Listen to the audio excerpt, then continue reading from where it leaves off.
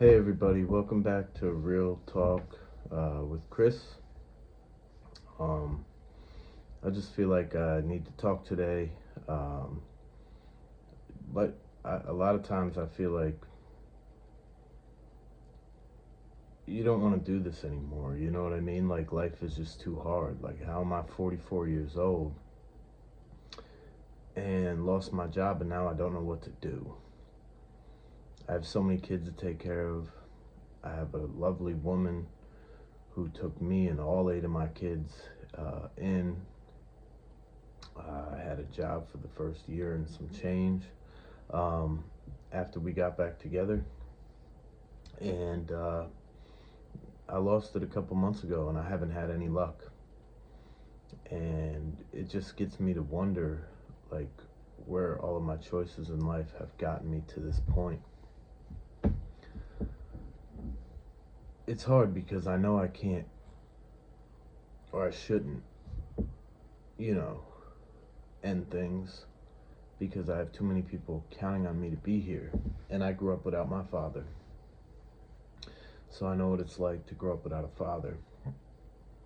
And my children's mother is in prison and won't get out for a couple more years. So there's that too. So if I was gone, all they would have is my girl, who's doing a great job. She's doing a great job as a stepmom. I can't complain. And I thank God for her. I wouldn't know what I would do without her. She's working. I want to work. I'm not getting any. And when I say any, I mean I'm not getting any responses. Um, my whole life has been pretty hard. Like I said, I grew up without my dad. I had a stepdad in the picture for quite a while, but he my mom was his first girlfriend. He was 23 years old. He ended up marrying her 6 months later, saying, asking her to marry him in a parking lot, saying, are we going to get married? Because if not, I can't do this anymore. But he had never even had sex with anybody, anything. So it was very hard for him to deal with me. And he was a very Christian guy. Nothing against Christians. I believe in God. None of this world makes sense if there isn't a God. But he just couldn't handle it. And I was treated so much differently than his biological children by my mother. Um, it, you know, I didn't even know my own biological name until I was 16 and went into my mother's filing cabinet just to look through my school records. I don't even remember why I wanted to look at the school records. And all the school records were in a name I was going by, except for my kindergarten school records. And I found this out when I was almost 17 years old, and I went crazy after that because I felt like my whole life was a lie. I'm going to go into that in another video because I would really like to expound upon that. But when I think back on my life, right, I don't even know what happiness is. I think I'm probably the happiest I've ever been in my life. But do I even know what that means? Like, when I think of happy, I think of like okay with like okay, I'm doing okay, and sometimes I am doing okay. But there's so many times when I'm so stressed out because of finances and, you know, am I being a better father than, what I grew up in? And physically, yeah, but mentally, I wonder sometimes because it's hard for me to be like affectionate and things like that with my kids, even though I have a ton of them. I've gotten better over the years. I was not affectionate at all with my oldest. I was just basically like how I was raised, like regimented, do this, do that, punishments, uh, things of that nature. When I was young, I was thrown across rooms, by my hair. You ever fit? I know a lot of you out there, like probably 80s babies like me. I was born in 1980, so you probably felt that and heard that pop inside when your scalp separates from your bone in your skull. Just thrown across rooms, whipped with belts. I remember the one time my stepdad broke the light cover on the ceiling from swinging so high. I was 7 years old. I used to go into the bathrooms and like look in the mirror at my back and just my arms and everything, because he would just swing wherever he hit, and I'd have bruises all over me. Back in those days, CPS wasn't really a thing. They did finally get involved when I was 14 one time because they saw the bruises. Um, but I had to lie because put the fear of God in me. So, and I told them it was nothing. I fell off of something or other. I can't remember exactly what I did or said. It was a long time ago. We're talking like 30 years ago now, which is insane.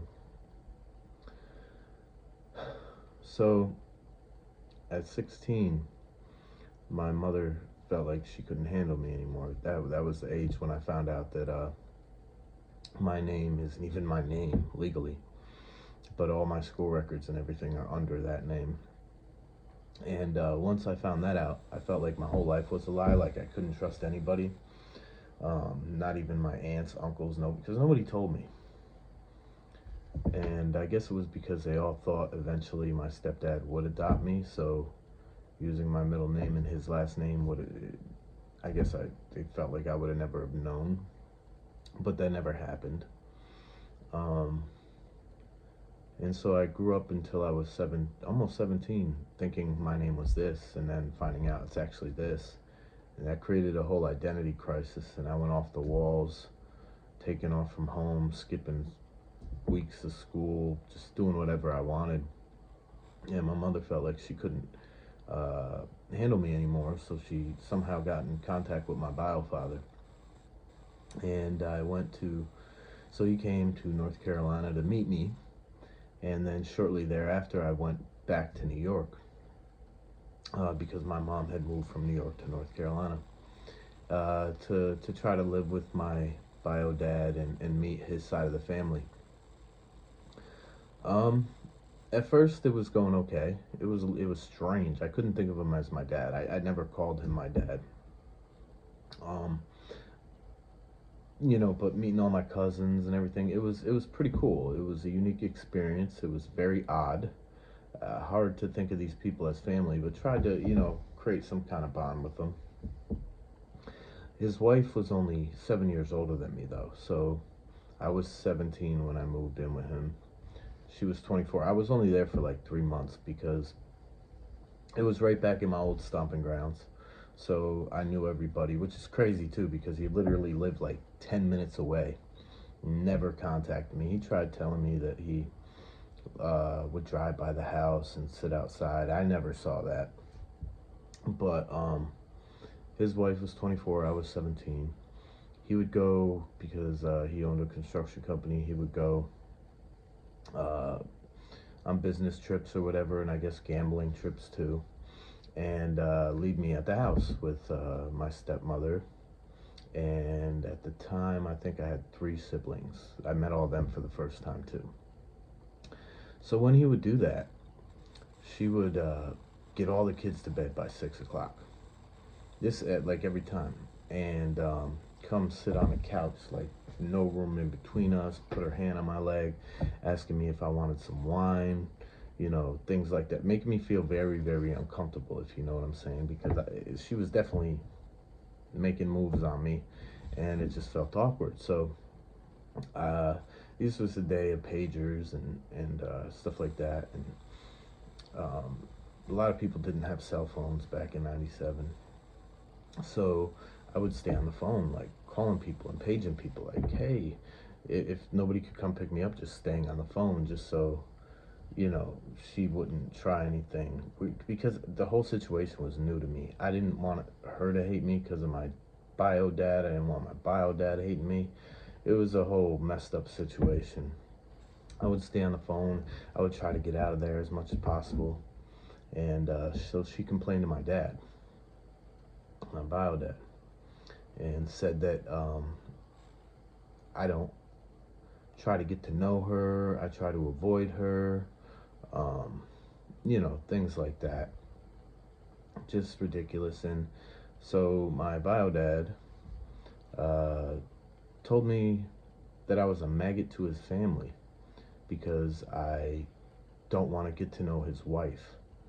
And that if I didn't want to get to know his wife, I might as well get the F out of his home. So I started living like out wherever I could. If I could find places to stay, I would stay at friends' houses. Sometimes a lot of basements at friends' houses. I also ended up getting a tent and living in the woods in the tent. With I ended up accumulating like 4 dogs, and I would kind of have their runs all around the tent so that nobody could get to it. Um, in the wintertime, it's crazy in New York, and so I'd be building these hot fires and the snow. I mean, it eventually, I was able to get a tarp over it and everything. Imagine 17 years old having to live like that. That was pretty wild. Um, I ended up, getting in trouble, doing a little 4 months, uh, because me and a friend did something stupid and broke into, well, it wasn't really breaking into the laundromat. The laundromat was open. We broke into the office for some reason because we had been drinking.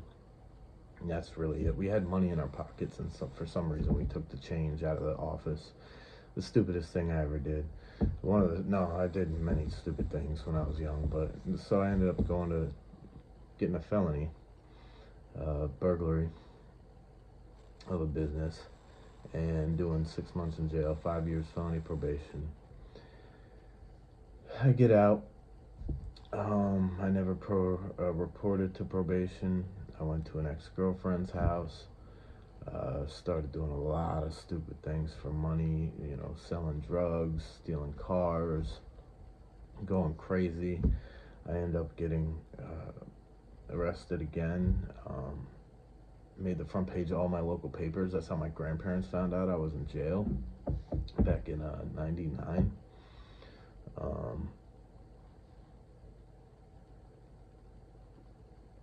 I remember when they showed up to the visit at the county jail I was at, and just looking at them and them telling me that they found out I was in there from going down and getting the paper, and right underneath the name of the newspaper was a big old picture of me and all this stuff, and they were calling me the ringleader of a stolen car ring.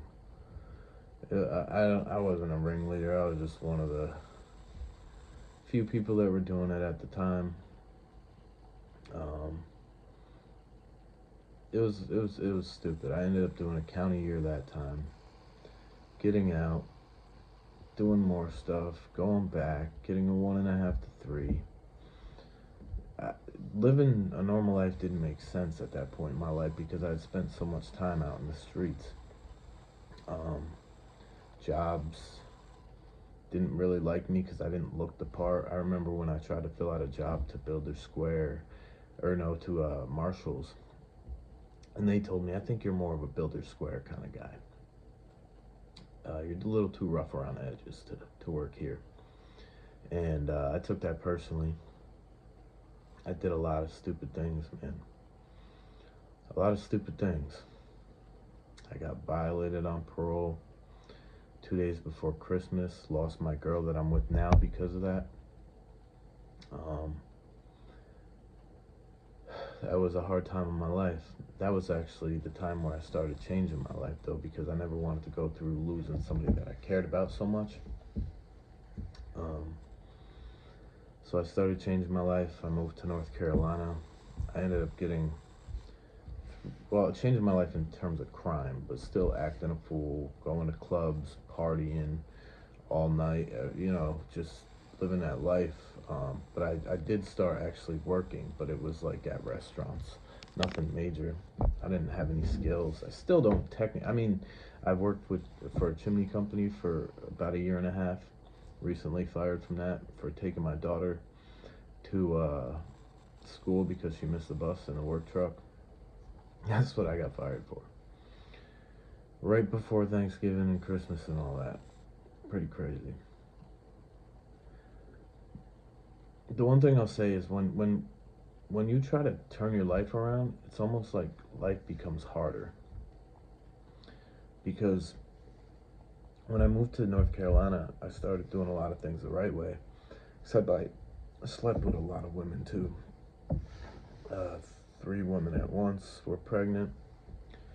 The one girl gave it another man's last name because I wouldn't mess with her anymore. Another girl died in a car accident where the car caught on fire, flipped, went about 80 feet through the air, flipped numerous times, and then when it finally came, it was facing the opposite direction that we were going on the highway. Um, that was super hard. I was in the car with her. The car caught on fire. I broke my right arm. All the windows smashed. The roof smashed 33 inches from the ground in the driver's side. So when they measured after all was said and done, I guess the back of my head was about a half inch from where the roof crushed in the back, and my left shoulder was less than a quarter inch from where the roof crushed. So the roof crushed everywhere but where I was sitting in that car. That made me think there must be a purpose in my life. She had just had an abortion with my child, even though she purposely got pregnant by me. My mother said she opened the door for the devil. I don't know. I just know what my mother said. I haven't talked to my mother in 7 years though, because it's just been so toxic throughout my life. And I had to be okay with me. But there's more on that story another time. So I witnessed her dying right in front of me, trying to grab somebody out of a car who's bleeding profusely, and the fire. And I had a broken arm, but my hands were just sliding so much because you don't understand how slippery blood is. That was hard. It made me a lot more serious of a person, made me take life a lot less for granted. Um, I had my first daughter a few months later. I actually had to go to trial for that though, even though it was obvious I wasn't driving the car. I would have been dead. From my butt to the top of my head is like 37 and a quarter inches, I believe. And the roof was crushed 33 inches from the ground on the driver's side. So I would have been dead. But North Carolina tried to press it, took me for involuntary manslaughter. Um, I had to go to trial, a 5-day trial. I was in the papers all week. And the scariest thing in my life was waiting for that verdict, because I had one child. This was about a year and a half later. And then I had another on the way by the same woman I had the first child with, which is all my kids are by the same woman. My soon-to-be ex-wife.